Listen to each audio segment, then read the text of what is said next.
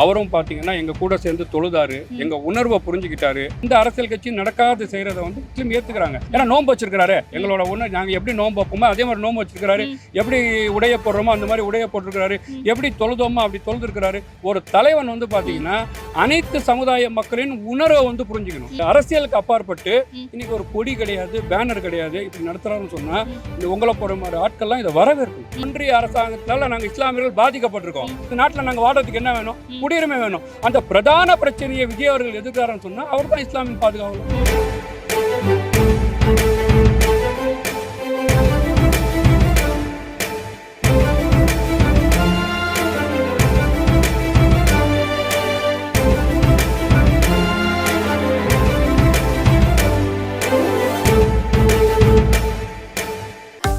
Holidays வந்தாச்சு, நம்ம GT ஹாலிடேஸும் வந்தாச்சு. GT holidays, south India's number 1 travel brand.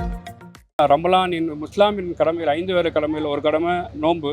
அந்த நோன்பு துறக்க நிகழ்ச்சியை தமிழக வெற்றி கழகத்தின் தலைவர் மரியாதைக்குரிய விஜய் அவர்கள் அரசியலுக்கு அப்பாற்பட்டு இன்றைக்கி வந்து பார்த்திங்கன்னா எல்லா இஃப்தியார் நிகழ்ச்சியிலையும் கட் அவுட்டும் கொடியும் பேனரும் புகழாரமாக இருக்கும்.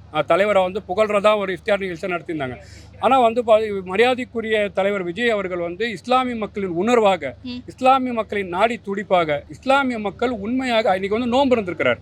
இஸ்லாமிய மக்கள் எப்படி வந்து அவர்கள் வீட்டிலேயோ அவர்கள் பள்ளியாசலையோ எப்படி பார்த்திங்கன்னா அந்த நோன்பு திறக்கும் போது அந்த இறைவனை வழிபட்டு அந்த நோன்பு திறக்கின்றார்களோ அந்த மாதிரி நம்ம வந்து இஃப்தியாரை வைக்கணும்னு சொல்லி இன்றைக்கி வந்து பார்த்திங்கன்னா இவ்வளோ பேருக்கு இஃப்தியாரியை மிக சிறப்பாக நடத்திட்டு போயிருக்கோம். ஓகே சார், நான் பாதி பேர் இஸ்லாமியர்களுக்கு நிறைய பேர் வெளியே நின்றுட்டு இருந்தாங்க, அவங்களுக்கெல்லாம் உள்ள அனுமதிக்கப்படலை அப்படின்ற ஒரு விஷயம் நிறைய பேருன்னு சொல்கிறது நீங்கள் பார்த்தீங்கன்னா அதில் இது வந்தது வந்து பார்த்தீங்கன்னா 6000 பேர், அதில் ஒரு 60 பேர் நின்றுருக்கலாம்.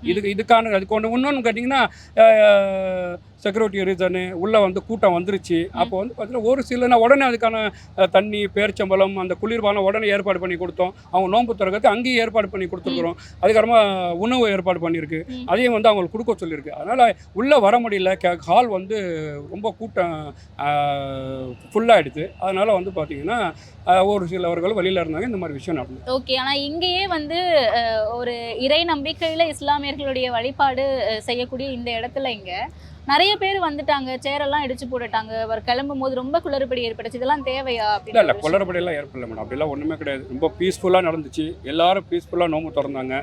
அவரும் பார்த்தீங்கன்னா எங்கள் கூட சேர்ந்து தொழுதாரு, எங்கள் உணர்வை புரிஞ்சுக்கிட்டாரு. இதில் ஒன்றே ஒன்று கேட்டிங்கன்னா இவ்வளோ பெரிய அரங்கத்தில் இவ்வளோ 6000 பேர் 7000 பேர் இன்றைக்கி கூடியிருக்கிறாங்க. திருவல்லிக்கேணி பகுதி இஸ்லாமிய பகுதி. இன்றைக்கி வந்து பார்த்திங்கன்னா அரசியலுக்கு அப்பாற்பட்டு நாங்கள் வந்து பார்த்திங்கன்னா முஸ்லீம் மனதை புரிந்து உணர்வோட நோன்பு இருந்து வந்து நோன்பு இருந்தாலும் இதை வந்து நாங்கள் ஏற்றுக்கிறோம் மேடம். இதை வந்து பார்த்திங்கன்னா நாங்கள் வந்து இந்த மாதிரி நடக்கிறத வந்து எந்த அரசியல் கட்சியும் நடக்காது செய்கிறத வந்து முஸ்லீம் ஏற்றுக்கிறாங்க. அதனால் இந்த மாதிரி விஷயம் ஒன்றும் நடக்கலை. இது அவர் போகும்போது நடந்திருக்கலாம். அது ஒரு பெரிய விஷயமா நான் பார்க்குறேன். ஏன் சார் திருவல்லிக்கேணி இங்கே அதிகமான இஸ்லாமியர்கள் இருக்காங்க, அப்போ இங்கே நம்ம சூஸ் பண்ணோம்னா நம்மளுடைய செல்வாக்கை காட்டலாம், அரசியல் பண்ணலாம் அப்படின்ற ஒரு நோக்கம் அரசியலுக்கு அப்பாற்பட்டதான இஃப்தாரியா நடக்குது. என்னன்னு கேட்டிங்கன்னா முழுக்க வந்து பார்த்திங்கன்னா நிறைய இடத்துல வந்து இடம் கொடுக்காம இந்த இடம் வந்து பிடிச்சாங்க. அது ஆண்டு கொண்டு இருக்கின்ற அரசாங்கத்தின் இடையூறு தான். எப்படி மாநாருக்கு இடையூறு பண்ணாங்க, எப்படி வந்து 2ஆம் ஆண்டுக்கு வந்து பாம்பை விட்டாங்க, ஏசியை கட் பண்ணாங்க, கரண்ட்டை கட் பண்ணணும்னு சொல்லி அந்த ஹோட்டலை மிரட்டினாங்க.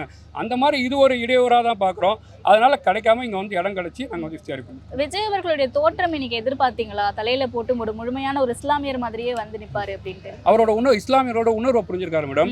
இஸ்லாமியர் எப்படி இருப்பாங்க அந்த மாதிரி வந்து வரணும். ஏன்னா நோன்பு வச்சிருக்கிறாரு, எங்களோட நாங்கள் எப்படி நோன்பு வைப்போமோ அதே மாதிரி நோன்பு வச்சிருக்கிறாரு, எப்படி உடைய போடுறோமோ அந்த மாதிரி உடைய போட்டிருக்கிறாரு, எப்படி தொழுதோமோ அப்படி தொழுதுருக்கிறாரு. இது நாங்கள் இஸ்லாமியர் மக்கள் வந்து இதை வந்து ஏற்றுக்கிட்டு தானே இருக்கிறோம். அவரை வந்து பார்த்தீங்கன்னா இஸ்லாமிய அதான் சொல்கிறேன்னு ஒரு தலைவன் வந்து பார்த்தீங்கன்னா அனைத்து சமுதாய மக்களின் உணர்வை வந்து புரிஞ்சுக்கணும். அனைத்து சமுதாய மக்களுக்கு என்ன தேவையோ நிறைவேற்றணும், அனைத்து சமுதாய மக்களும் மேம்படணுன்ற ஒரு எண்ணோட்டம் இருக்கணும். அந்த தலைவன் விஜய் அதை வந்து இன்னைக்கு செஞ்சுட்டு போயிருக்கிறார்.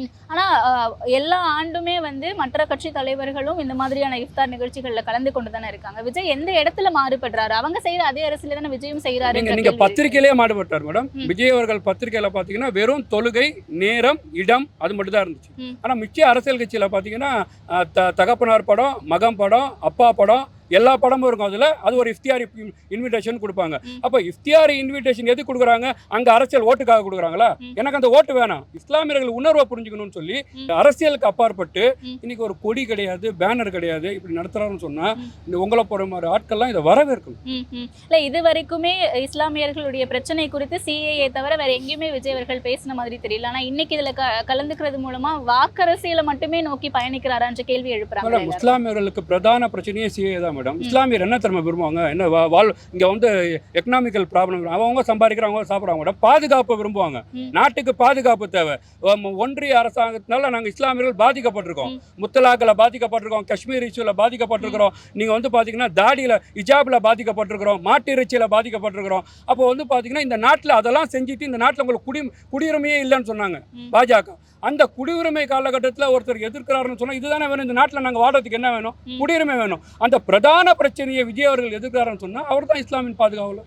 ஓகே, இதன் மூலமா நீங்க என்ன சொல்ல வரீங்க சார்? இஸ்லாமிய சமூகத்துக்கும் சரி, இந்த மக்களுக்கும் சரி. இல்லை, நான் கேட்குறேன் மேடம், இஸ்லாமிய சமுதாயின் பாதுகாவலர்னு சொல்லி ஒரு ஆண்டு கொண்டிருக்கின்ற அரசாங்கம் ஏமாத்துறாங்க. நீங்க வந்து பாத்தீங்கன்னா காகிதம் இல்லத்தான் எங்கள்கிட்ட கொடுத்துட்டு போயிருக்காருன்னு சொல்லி சிறைவாசியை விடுதலை செய்யறான்னு சொன்னாங்க மேடம். என்ன விடுதலை செஞ்சாங்களா? சுப்ரீம் கோர்ட்ல ஒரு ஆர்கியூ பண்றாங்க, தமிழ்நாட்டில் ஒரு அரசியல் பண்றாங்க. அப்ப இரட்டை வேடம் பண்றாங்க. நீங்க வந்து வக்போர்டு சொத்தை மீட்டு தரேன்னாங்க. இந்த வருஷம் முடிய போகுது, இந்த வருஷத்தோட லாஸ்ட் டிசம்பரோட சைன் அத்தாரிட்டியா போகுது. எவ்வளவு சொத்தை மீட்டு கொடுத்துட்டாங்க? அப்போ வந்து பாத்தீங்கன்னா தொடர்ச்சியாக இஸ்லாமியர்களை ஏமாற்றக்கூடிய பேர் சொல்றீங்க. நீங்க வந்து பாத்தீங்கன்னா ஹெச் ராஜா தமிழ்நாடு ராம ஜென்ம பூமியா மாறும்ன்றார் மேடம். திமுக வந்து பாஜக எதிரில் தானே இருக்கு. ராம ஜென்ம பூமியா மாறும்னா ரத்த அறுவோடுன்னு சொல்றாங்க. அப்ப என்ன செஞ்சிருக்கணும்? ஆண்டு கொண்டிருக்க அரசாங்கம் இஸ்லாமியின் பாதுகாவலர்ல ஸ்டாலின் அவரை கைது பண்ணியிருக்கணும். ஏன் நீங்க வந்து அங்கே கள்ள நாடகம் போடுறீங்க? எதுங்க சாஃப்ட் கார்னர் போறீங்க? அப்போ வந்து பாஜகவின் பி டீமா திமுக செயல்படுது. அதை தோல் உரிச்சி காட்டுறதுக்கு அந்த ஆப்ஷனாக இறைவன் வரப்பிரசமாக விஜய் வந்திருக்காரு. ஓகே, இப்போ இந்த நிகழ்ச்சி மூலமா இஸ்லாமியர்களுடைய வாக்கு தாவேகாவுக்கு இருக்குன்னு புரிஞ்சுக்கலாம். இல்ல, இந்த நிகழ்ச்சி பாத்தீங்கன்னா அரசியலுக்கு அப்பாற்பட்ட நிகழ்ச்சி மேடம். அதை நல்லா புரிஞ்சுக்கோங்க. இஸ்லாமியர்கள் இங்க வாழணும்னு சொல்லி குரல் கொடுக்கிறார். இஸ்லாமியர்களுக்கு அவர் இருக்கக்கூடிய பார்ட்டியில் அங்கீகாரம் கொடுக்கிறார். தாஹிரா பானுவை மேடையில் உட்கார வைக்கிறார். கோயம்புத்தூர் பகுதியில் 19 முஸ்லீம்களை சுட்டு கொண்டாங்க திமுக அரசாங்கம். அன்னைக்கு கருணாநிதி கண்டனம் கூட தெரிவிக்கல. அந்த பதட்டமான மாவட்டமா இருந்துச்சு. அந்த கோயம்புத்தூர் மாவட்டத்தில் உங்களை தீவிரவாதியாக சித்தரிக்கிறாங்கன்னு சொல்லி ஒரு இஸ்லாமிய மாவட்ட செயலாளர் போறார் விஜய். நீ போய் அங்கே நல்லது பண்ணு, அங்கே ரத்த தான முகாம் பண்ணு, அவங்களுக்கு தேவையான விஷயத்தை சரி செய், அந்த பிம்பத்தை மாற்று அப்படின்னு நினைக்கிறார். பார்த்தீங்கன்னா அவன் தலைவன். இதெல்லாம் எங்களுக்கு நம்பிக்கை அளிக்குது. அதனால கண்டிப்பாக வரும் தேர்தலில் இஸ்லாமியர்கள் விஜய் அவர்களுக்கு வாக்களிக்கும். ஓகே, இதன் பிறகு இஸ்லாமியர்களுடைய பிரச்சனை குறித்து தொடர்ந்து அவருடைய குரல் ஒலிக்கும்னு நம்புறீங்களா? கண்டிப்பா ஒலிக்கும். நாளைக்கு சட்டமன்றத்திலையும் ஒலிக்க போகுதுன்னு சொல்றோம். இன்னைக்கு நாங்க எதிர்பார்க்காத அளவுக்கு ஒரு மிகப்பெரிய ஒரு சந்தோஷம். நோன்பு வைக்கிறது நாங்க எப்பயுமே வந்து வழக்கமா வைப்போம். ஓகே, எல்லா கட்சிக்காரங்களுமே வந்து தொப்பி போட்டு வெறும் கஞ்சி கொடுத்து ஸ்டில்லு கொடுப்பாங்க. ஆனா எங்க தளபதி அப்படி இல்லை. எங்களுக்காக ஒரு நாள் நோன்பு இருந்து அந்த கஷ்டத்தை புரிஞ்சு அவர் வந்து இன்னைக்கு எங்க கூட இஃப்தார் தோன்றது மிகப்பெரிய ஒரு சந்தோஷம் எங்களுக்கு. ஏன்னா பல அரசியல்வாதிங்க வராங்க, தொப்பி போடுவாங்க, ஸ்டில்லு கொடுப்பாங்க, ஓட்டுக்காக வந்துட்டு போயிடுவாங்க. ஆனா எங்க தளபதி வந்து இஃப்தார் நிகழ்ச்சியில கூட அவரோட கட்சியோட கொடியை கூட அவர் வந்து மென்ஷன் பண்ணாம இஸ்லாமிய எல்லாம் சொல்லுவாங்க என்னன்னா இஸ்லாமிய வச்சு தீவிரவாதியா படம் எடுக்கிறாங்க, ஓட்டுக்காக பண்றாங்க. ஓட்டுக்காக பண்றது வந்து அவர் எப்படி வேணாலும் நடிச்சிருக்கலாம். ஆனால் அவர் ரியலாக எங்களோட அன்புக்காக அவர் பண்ணார். அதுக்காகவே நாங்கள் வந்து அவருக்கு பெரிய சல்யூட் கொடுக்கணும். நாங்கள் விருதாச்சலத்துலேருந்து வரோம், கடலூர் மாவட்டம்.